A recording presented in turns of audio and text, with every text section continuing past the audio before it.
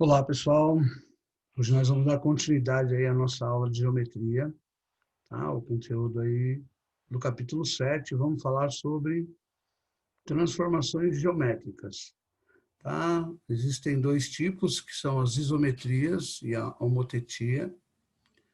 As isometrias são as simetrias, tá? Existe a simetria de rotação, a simetria de translação e a simetria de reflexão. Vou compartilhar com vocês o livro e a gente vai começar a falar sobre simetria de reflexão. Então, deixa eu localizar vocês aqui dentro do livro. Tá? Transformações geométricas, capítulo 7, página 27. Ok? Aqui, ó, o primeiro exemplo da criança aqui é uma simetria de reflexão, que é o reflexo que temos, um exemplo, o espelho, né? É uma reflexão. Transformações geométricas. A arte e a matemática se relacionam de diversas maneiras. É possível notar padrões e propriedades da matemática nas mais diferentes expressões artísticas, seja na música, no teatro, na dança ou no circo. Vamos analisar a presença da matemática nas expressões visuais, construções, desenhos, pinturas, fotografias, gravuras e etc., em que essas relações ficam mais evidentes ou são mais simples de serem percebidas por causa de proporções, simetrias, formatos e cores. Então aqui tem uma plantinha, né, que é a suculenta. Existe um padrão, né, que ela se repete, né, a forma aqui das pétalas. Isometrias. Isometrias são técnicas para a composição ou transformação de figuras planas ou espaciais, nas quais as formas e os tamanhos são preservados, ou seja, a figura ou parte resultante é congruente à primeira, mesmo as medidas lineares e dos ângulos internos. As técnicas isométricas são diferentes tipos de simetrias. A simetria é uma propriedade geométrica possível de se reparar na natureza, em construções, em músicas, e são importantes em diversas áreas do conhecimento. A primeira que a gente vai ver é a simetria por reflexão. Esse tipo de simetria é certamente o mais conhecido, sendo abordado na escola desde o ensino fundamental e experimentado no cotidiano quase o tempo todo, por exemplo, quando nos olhamos no espelho. A simetria por reflexão pode ocorrer por meio de uma reta chamada de eixo de simetria, nesse caso, por um ponto chamado de ponto de reflexão. Reflexão por um eixo. Quando temos um eixo de simetria, as figuras ou partes simétricas são congruentes e opostas em relação a um eixo. Então, aqui no caso, o eixo é o próprio espelho, né? Tem a criança, o espelho, e aí forma o eixo de simetria. O objeto e sua imagem refletida em um espelho não são iguais, são simétricos e congruentes. Por isso o bebê olha para a direita, enquanto sua imagem olha para a esquerda. Além disso, observe suas mãos. A distância do objeto ao espelho é a mesma de sua imagem a ele. Por isso o espelho é chamado de eixo de simetria. Ok? Próxima página.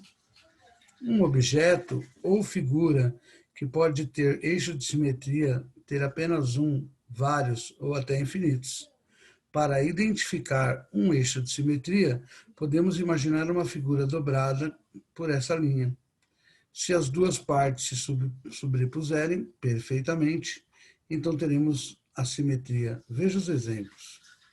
Uma figura assimétrica, por quê? Se eu dobrar, essa parte de cima não encontra de baixo. Em qualquer lugar que eu dobrar, as partes não se encontram. Essa figura de baixo, ó, nesse caso, se eu cortar aqui nessa parte azul, ó, no eixo aqui de simetria, essa figura tem um eixo de simetria porque as partes se sobrepõem. A figura de baixo, um retângulo, ele tem dois eixos de simetria, um na horizontal, outro na vertical. O círculo ou a circunferência tem infinitos pontos de simetria. Qualquer lugar que você dobrá-la vai ser simétrico. Nessa figura abaixo, existem 4 eixos de simetria: vertical, horizontal e os 2 diagonais. Ok? O eixo de simetria pode ou não passar pela região interna da figura, mas, em ambos os casos, a propriedade é a mesma. O eixo é a mediatriz do segmento que une os pontos correspondentes. É o ponto médio que une os pontos correspondentes, tá? A distância do ponto ao eixo é igual a do outro ponto que é simétrico a esse eixo. Veja alguns exemplos de figura com eixo de simetria que passa pela região interna. Um trapézio, um triângulo, um outro triângulo aqui. O eixo de simetria do trapézio isósceles passa por uma de suas alturas. O eixo de simetria do triângulo equilátero passa por suas alturas, que coincidem com suas medianas, mediatrizes e bissetrizes de ângulos internos. Como os lados de um ângulo são semirretas de mesma origem, o eixo de simetria de um ângulo é também sua bissetriz. Tá? A seguir, 3 simetrias distintas com eixos pela região externa. Só um exemplo aí de simetria. Assim como nos casos anteriores, tomando-se pontos correspondentes, o eixo de simetria é mediatriz do segmento que os une. Tá? Ele divide o ponto médio, a mesma distância de cada um dos pontos da figura de cima com a figura de baixo. Aqui, cada um dos pontos é a mesma distância da figura da esquerda e a figura da direita. Ok? Então, simetria por reflexão é a mais usada e a mais simples. Aqui tem também a reflexão por um ponto. Então, aqui um ponto e as distâncias de cada vértice, né? Aí você usa a distância de cada vértice da figura. A simetria de reflexão dada por um ponto ocorre de maneira similar ao que vimos anteriormente. Entretanto, agora não temos uma mediatriz. O ponto de reflexão será ponto médio dos segmentos que unem os pontos correspondentes. Para ilustrar a situação, vamos tomar a mesma figura dos exemplos anteriores e um ponto qualquer fora dela. Então, aqui eu tenho um vértice e o vértice que é oposto ao ele, formando simetria. A simetria por translação é como se fosse uma pessoa se movendo na escada rolante. Ela está parada na mesma posição e depois de algum tempo ela aparece um pouco mais para cima, um pouco mais para baixo, depende da direção da escada rolante, mas ela se move, isso é translação. Transladarmos uma figura quando simplesmente a descolamos. Neste caso, além de seu local, não há qualquer alteração na figura. Não há reflexão, rotação ou qualquer outro tipo de transformação. Veja alguns exemplos de translação, veja algumas translações de um polígono pelo plano. O mesmo polígono apareceu um pouco para cima, depois o mesmo polígono um pouco para trás, um pouco à direita. Tá? Então, translação, você faz a mesma figura, deslocando ela um pouco para cima, um pouco para baixo, um pouco para a direita, um pouco para a esquerda, mas é a mesma figura. No entanto, para obtermos uma figura formada por simetria por translação, ela deve ser composta por módulos congruentes transladados, que sejam adjacentes entre si, sem sobreposição ou espaço entre eles. De outro modo, dizemos que uma figura tem simetria por translação quando suas partes, módulos transladados, pavimentam o plano.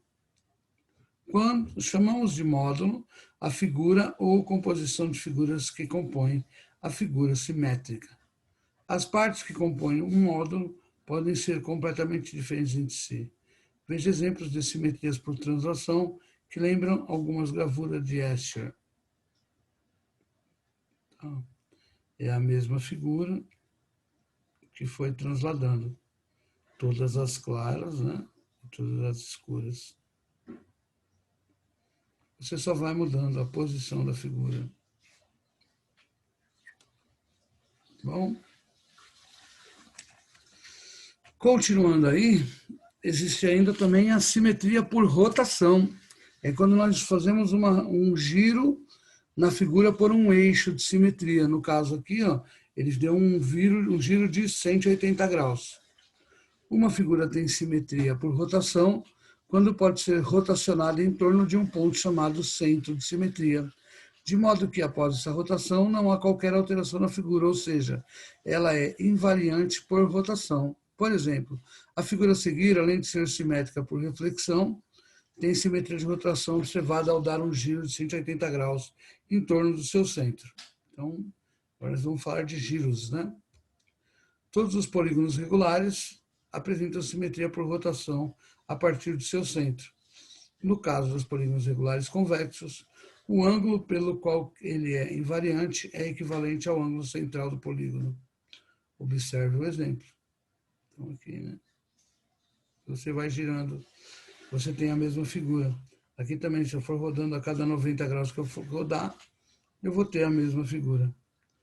Se o centro de simetria for externo à figura, então a rotação gerará uma figura congruente a ela, mas em outra posição, conforme formando módulos invariantes por rotação. Observe alguns exemplos, sempre com a comparação entre dois pontos correspondentes. Então, aqui girou 60 graus, aqui girou 120 graus. Então, fixou esse ponto aqui, fixou esse ponto. O giro de 120 graus é dado aqui.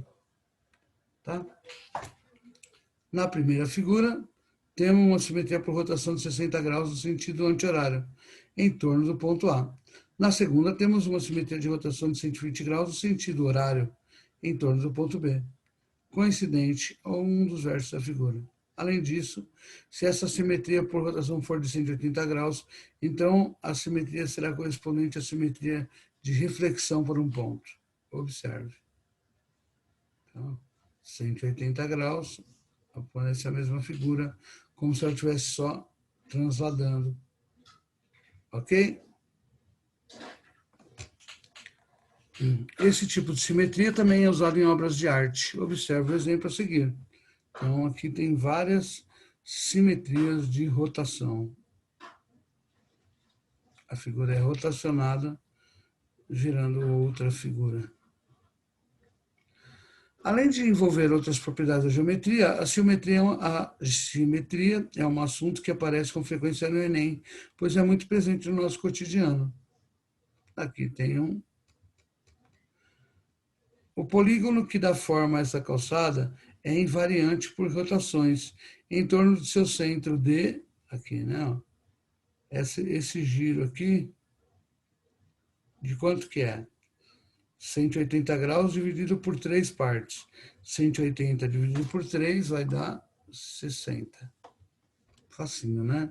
É só você ver que você pode girar em qualquer lado aqui, você vai ter 3 lados iguais. 60 graus. Faz sentido aqui, ó. Simetrias na biologia. Simetrias também podem ser observadas na biologia quando analisarmos as características de alguns seres vivos, tanto do reino animal, animalia, dos animais, quanto do reino plantae, das plantas. Se pensarmos em uma estrela do mar ou em algumas flores específicas, por exemplo, e imaginarmos sempre planos a partir do seu centro, podemos obter partes semelhantes. Essa é a simetria que conhecemos na matéria como por rotação, a citada em biologia como radial. Aí tem um mão na massa aqui, ó, que de repente a gente pode fazer junto num dia aí de aula. Vamos ver se dá para fazer. É construção geométrica. Geralmente a gente faz esse tipo de exercício quando está presencial, tá? E aí tem a homotetia. A homotetia, ela vai ampliar a figura, tá? Então, além das isometrias, existem outras maneiras de se transformar figuras. Algumas envolvem deformações, como torções, ou amplificações em apenas uma das dimensões. Observe a foto da Evolution Tower, inaugurada em Moscou, 2014, na Rússia. Veja como sua arquitetura moderna é torcida diferente das tradicionais e simétricas, às quais estamos mais acostumados. É uma espiral, né? O prédio. A homotetia é uma técnica para a transformação de figuras que gera uma ampliação ou uma redução proporcional. Assim, dizemos que a figura original e sua homotética são semelhantes. Essa técnica é similar ao ato de posicionar um objeto próximo a uma fonte luminosa. A sombra desse objeto será projetada sobre o anteparo, por exemplo, na parede, e será maior que o objeto. Homotetia direta. Esse tipo de homotetia segue exatamente a ideia da projeção da sombra citada anteriormente e é usada para gerar uma figura com a mesma forma e posição no original. Para isso, basta tomar uma figura em um ponto P qualquer, o qual será chamado de centro de homotetia. Em seguida, desenha-se guias pelas semirretas que se iniciam em P e seguem passando uma a uma pelos vértices da figura. Então, tem um ponto aqui, também conhecido como ponto de fuga, né? É o ponto da homotetia, né? Centro da homotetia. Você passa pelos vértices, ó. 1, 2, 3, 4, 5. Passou cada reta por um vértice. Continuando. Repare que as guias dão a impressão de uma projeção. Ao arrastar a figura com essas guias, temos figuras homotéticas, as quais podem ser maiores ou menores que aquela, como todas estão na mesma posição, ou seja, são diretas. Então, tem a figura original, duas menorzinhas, metade, uma que é o dobro. Observações e propriedades. Temos uma homotetia direta sempre que a figura original é a obtida estão dentro do mesmo lado do centro da homotetia. Assim, o mesmo ocorre quando o centro da homotetia é interno à figura. Observe, reduziu aqui, ou ela reduziu a figura azul, ou ela, a figura vermelha, ou ampliou a azul. Pode-se realizar a homotetia de uma figura com linhas curvas também, desde que se tomem pontos suficientes para a realização do trabalho. O centro de homotetia pode ser usado como um ponto de fuga para criar corretamente sólidos geométricos em perspectiva 3D. Veja o que podemos obter do primeiro exemplo. Então, fez uma figura, uma menorzinha. Se eu ligar os vértices, eu vou ter uma forma geométrica. Para a criação de figuras homotéticas, não podemos recolocar os vértices em quaisquer lugares. A distância entre os vértices da figura do original e o centro da homotetia deve ser sempre proporcional às distâncias do vértice da figura homotética ao centro. Então, se a distância de P até aqui tem que ser igual daqui até aqui, entendeu? Você vai dobrando a figura, ou fazendo a metade, da pequena para grande, o dobro. Da grande para pequena, a metade. Depende do ponto de vista. Vamos verificar a homotetia na malha a seguir. Fez um ponto de fuga, tinha um retângulo, passou metade desse retângulo grande. Né? Se a distância de D até P era 4, de D até D', ou de D' até P, vai ser 2, metade do 4.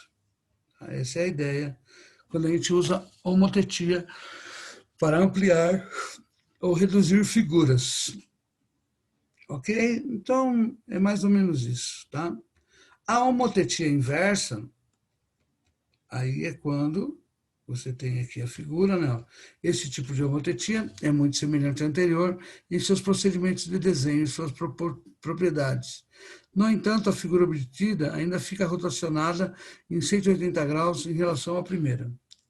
Então, você faz a figura e ainda roda ela 180 graus em relação à primeira. Tá?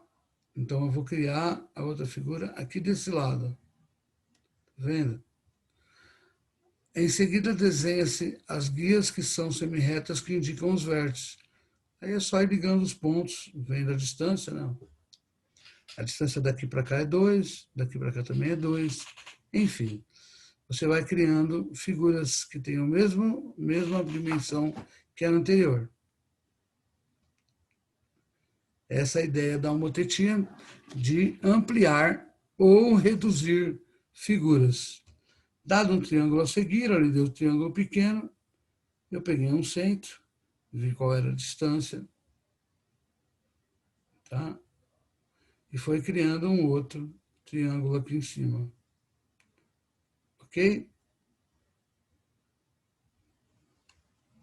Isso aí. Essa é a ideia de geometria, né? Transformações por isometria, que são as figuras simétricas, e de homotetia, que são figuras proporcionais. Depois disso, pessoal, vai ter alguns exercícios para vocês fazerem aí, tá? As atividades das páginas 37, 38, 39, 40, tá? 41 também tem uma coisa aqui de figura, mas até a 40, tá? A 41 já é exercícios complementares, que a gente não está fazendo, até por causa do nosso tempo escasso, tá? Então, eu vou postar para vocês aqui essa videoaula, e aí na semana que vem, depois das provas, a gente faz uma atividade com tira dúvidas sobre esses exercícios aí que a gente acabou de ver, de simetria, de reflexão, rotação e translação, e também sobre homotetia, que é a ampliação e a redução dos exercícios. Ok? Então, vou estar pedindo aí depois para vocês fazerem os exercícios aí das páginas até a página 41. Deixa eu só confirmar se é isso mesmo aqui. Deixa eu descer um pouco o livro aqui. Só um minutinho. É até a página 40. Tá bom? Eu vou postar direitinho lá os exercícios, mas por hoje é isso, gente. Termina esse capítulo 7, que fala só sobre geometria e desenho geométrico. Nós não vamos trabalhar com desenho geométrico, nós vamos trabalhar com cálculo geométrico, tá? Desenho geométrico necessitaria de estar mais presente com vocês aí. Ok? Então, muito obrigado, bons estudos. Até a próxima aula, pessoal.